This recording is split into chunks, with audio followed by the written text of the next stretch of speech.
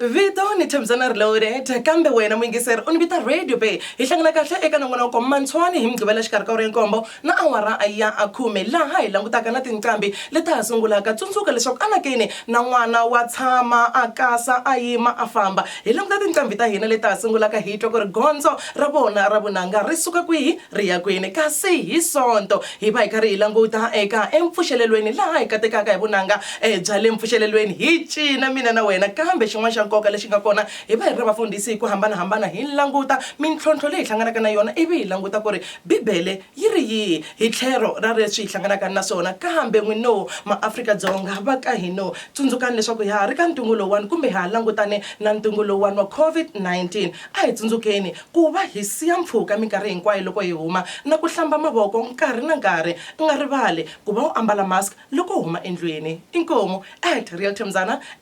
@munghana.